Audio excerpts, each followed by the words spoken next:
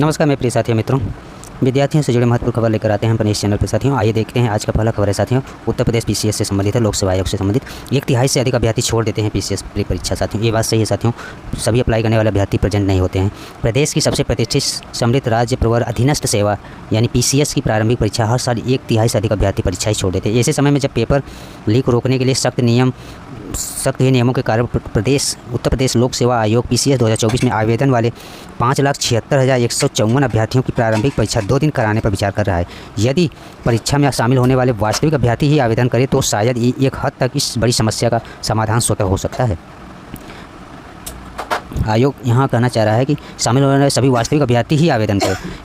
ये तो फिक्स नहीं होता साथियों, जिस विद्यार्थी की तैयारी नहीं अच्छी होती वो लास्ट में छोड़ ही देते हैं साथियों। ये तो तय करना मुश्किल है, फिर स्वतः समाधान हो सकता है। आयोग का कहना है ऐसा हो तो आयोग कम संसाधन और कम खर्च में ज़्यादा पारदर्शी परीक्षा कराने में सफल होगा। कल्याणकारी राज्य की परिकल्पना को ध्यान में रखते हुए आयोग ने आवेदन फीस 225 रुपये रखी है। इसका नतीजा है कि बड़ी संख्या में से अभ्यर्थी भी आवेदन कर देते हैं जो परीक्षा को लेकर बहुत अधिक गंभीर नहीं होते। नतीजतन परीक्षा के दिन हज़ारों में नहीं लाखों में अभ्यर्थी अनुपस्थित हो जाते हैं साथियों। ये तो सही है बात साथियों, और अनुपस्थिति विद्यार्थियों बहुत ज़्यादा होता है। 5 लाख में से 3 लाख ही अभ्यर्थी लगभग 3.5 लाख तक ही देंगे परीक्षा। 2021 में आधे से अधिक गैरहाजिर रहे साथियों, 50% अनुपस्थित रहे। 2018 से 2023 तक की पीसीएस प्रारंभिक परीक्षा में 1/3 से अधिक अभ्यर्थी अनुपस्थित रहे और 2021 में आवेदन करने वाले 6,91,000 अभ्यर्थियों में से आधे अभ्यर्थी 3,69,000 ही अभ्यर्थी 53% ही उपस्थित रहे। पीसीएस 2020 में आवेदन करने वाले 5,95,000 से अधिक अभ्यर्थी आवेदन की, जिसमें से 3,14,000 ही अभ्यर्थी शामिल हुए। उपस्थिति संख्या से 52% रहे साथियों। लगभग 50-52-53% ही उपस्थिति होती है साथियों पीसीएस में। इसलिए साथियों आयोग का कहना है वही अभ्यर्थी आवेदन करें जो पीसीएस परीक्षा को लेकर गंभीर है, तैयारी जिसकी अच्छी है। नहीं, आयोग विचार कर रहा है 2-3 पेपर कराने के लिए साथियों, और पोस्टपोन होता है कि नहीं ये आगे आप लोगों को पता चलेगा साथियों। अगला खबर देखते हैं साथियों। इंटर उत्तीर्ण अभ्यर्थी डाइट के 2 वर्षीय डीएलएड में ले सकेंगे प्रवेश साथियों। 9 सितंबर का शासनादेश असंवैधानिक करार देते हुए किया रद्द साथियों।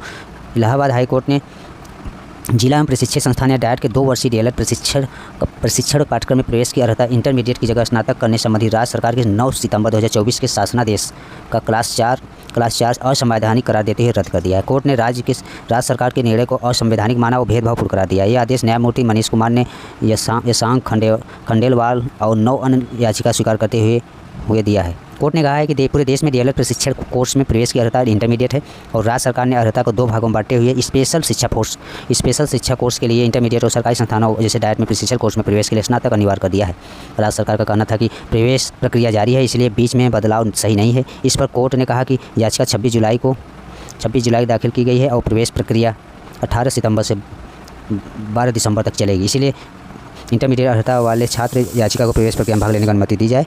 9 सितंबर 2024 के शासनादेश को इस आधार पर चुनौती दी गई कि डाइट द्वारा संचालित डीएलएड 2 वर्षीय पाठ्यक्रम में प्रवेश की अर्हता इंटरमीडिएट से बढ़ाकर स्नातक कर दी गई है, जबकि दिव्यांग बच्चों का शासन पढ़ाने का प्रशिक्षण डीएलएड स्पेशल कोर्स की अर्हता इंटरमीडिएट ही है। राष्ट्रीय अध्यापक शिक्षा परिषद यानी एनसीटीई द्वारा मान्यता प्राप्त संस्थानों में इसी पाठ्यक्रम में प्रवेश की योग्यता 50% अंक के साथ इंटरमीडिएट उत्तीर्ण है। इस आदेश से कुछ वर्ग के अभ्यर्थियों के साथ भेदभाव होगा जो डीएलएड पाठ्यक्रम में प्रवेश लेना चाहते हैं, क्योंकि इसी पाठ्यक्रम की स्पेशल कोर्स की अर्हता अब भी इंटर है। पुरानी व्यवस्था से 3 वर्ष में सहायक अध्यापक की नियुक्ति की जा सकती है। नई व्यवस्था में अभ्यर्थी 2 वर्ष का समय अतिरिक्त देना होगा। सरकार ने कहा कि उसे उच्च योग्यता निर्धारित करने का अधिकार है। राज्य सरकार का कहना है कि उसे एनसीटीई द्वारा तय योग्यता से उच्च योग्यता निर्धारित करने का अधिकार है। इसमें कोई अवैधानिक नहीं है कि यह नीतिगत निर्णय है, जिसका न्यायिक पुनर्वलोकन संभव है।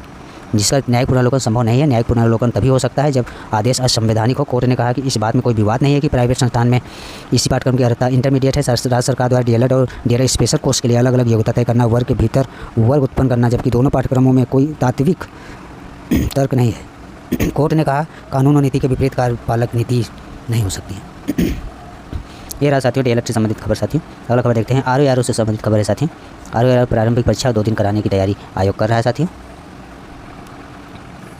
उत्तर प्रदेश लोक सेवा आयोग समीक्षा अधिकारी आरओ सहायक समीक्षा अधिकारी प्रारंभिक परीक्षा 2 दिन में कई सत्रों में आयोजित करने की तैयारी कर रहा है। यह तैयारी उत्तर प्रदेश परीक्षा अध्यादेश में 5 लाख से अधिक अभ्यर्थी होने पर कई पालियों कराने के निर्देश के क्रम में की जा रही है। आयोग ने नई परीक्षा योजना लागू करते हुए प्रारंभिक परीक्षा 2 प्रश्न पत्रों सामान्य अध्ययन और हिंदी को एक ही प्रश्न पत्र में समाहित कर दिया है।